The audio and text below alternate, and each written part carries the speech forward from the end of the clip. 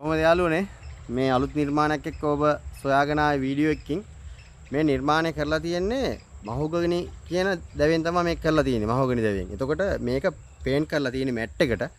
මේක ශ්‍රී ලංකන් කියලා කපලා තියෙනවා. මේක ගොඩක්ම මම කරේ විදේශිකයන්ට අලෙවි කරන ඒ අලෙවිකරුවන්ට සහ විදේශ රටකට අරයි යන කෙනෙකුට ගෙනියන්න පුළුවන් වෙන තමයි මේක නිර්මාණය කරලා තියෙන්නේ. එතකොට මේකෙම තියෙනවා තව මේ පාට කරපු නැති එක. කියන්නේ පොලිෂ් කරලා නැහැ මේක.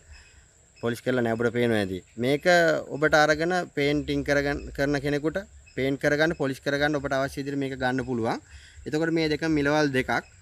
මිල ගැන කතා කරනවා නම් උඩින් මම මගේ නම්බරේ දාලා තියෙන එකට අමතන්න. ඒ වගේම මේ වගේ තව වෝල් ආර්ට්, තුම්පත් රෑන්, අලිලෑලි ඒ වගේ ගොඩක් වෝල් ආර්ට් තියෙනවා මල් ළඟ. ඒ ඩිසයින් තියෙනවා. මම ඉදිරියට ඒව සේරම පෙන්නනවා.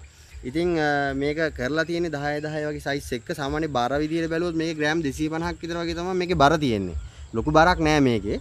අඟල් 10ක් විතර රවුමේ වඩ ප්‍රමාණය පළල තියෙනවා. එතකොට මේ නිර්මාණය වගේම තවත් නිර්මාණ මල් ළඟ තියෙන ඒ නිර්මාණත් සමග ඉදිරියේදී හම්බ වෙනකන් සියලුම දෙනාට ජය වේවා.